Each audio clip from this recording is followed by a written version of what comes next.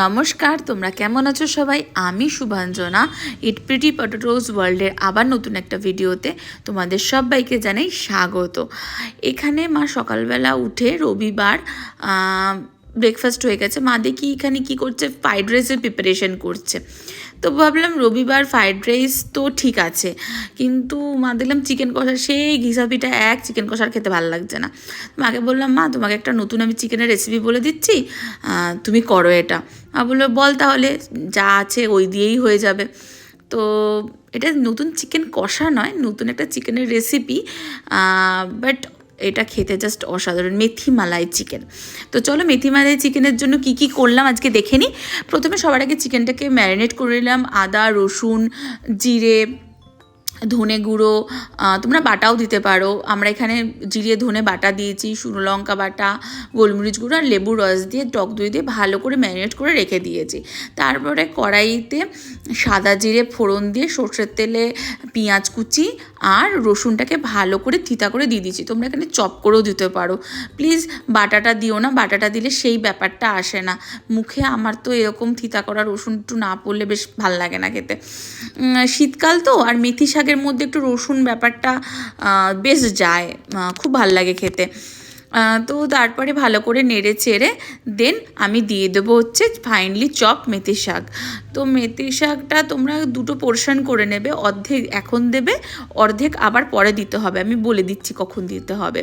দেন ভালো করে এটাকে নেড়ে তারপরে আমরা দিয়ে দেবো হচ্ছে ম্যারিনেটেড চিকেনটা। জাস্ট 2 থেকে 3 মিনিট মেথি শাকটাকে নাড়া হবে, দিয়ে ম্যারিনেটেড চিকেনটা দিয়ে দেবো। দেন দিয়ে এটাকে আরেকটু নেড়ে ঢাকা দিয়ে দেবো। তারপরে তার আগে একটু কাঁচা লঙ্কা, মাঝখান থেকে জাস্ট চেরা কাঁচা লঙ্কা, টমেটো কুচি, একটু হলুদ, আর আমাদের একটু নুনটা মনে হচ্ছিলো কম আছে, তো নুনটা একটু দিয়ে ভালো করে নেড়ে চেড়ে ঢাকা দিয়ে দেবো।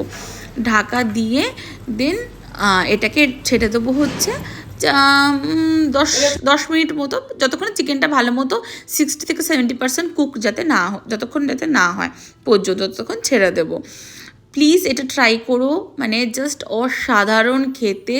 আমার মা তো এই চিকেনটা খাওয়ার পর বলছে, জাস্ট এতদিন কেন করলি না।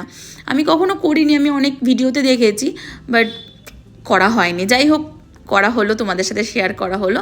তো এই সময়ে আমরা দিয়ে দেবো, যখন চিকেনটা অনেকটা কুক হয়ে যাবে তখন আমরা দিয়ে দেবো মেথি শাকটা। তাহলে কি হবে, মেথি শাকের যে ফ্লেভারটা আছে ওটা খুব ভালো মতো বোঝা যায়। তোমরা চাইলে ধনেপাতা বাটা দিতে পারো, আবার নাও দিতে পারো, যদি না থাকে কোনো সমস্যা নেই, ধনেপাতা বাটা ছাড়াই দিতে পারো, বাট ধনেপাতা বাটা দিলে একটা আরও সুন্দর ফ্লেভার আসে। তো আমরা ভাবলাম যে এখানে তো ফ্রাইড রাইস তো সবাই এভরিডেই হয়, একটু নতুন কি টুইস্ট দেওয়া যায়।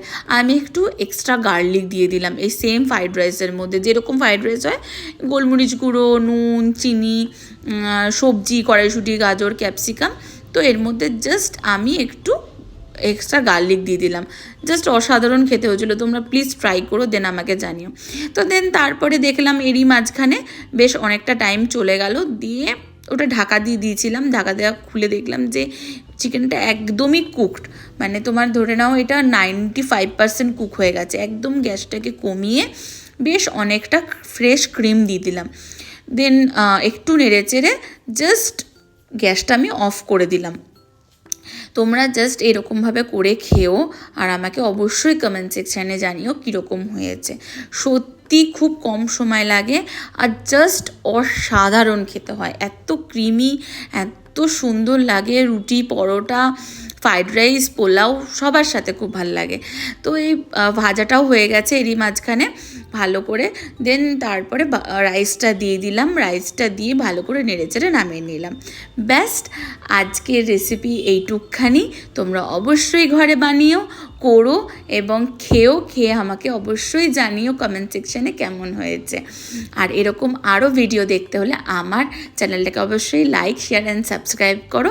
আজ তবে আসি, টাটা, সবাই ভালো থেকো।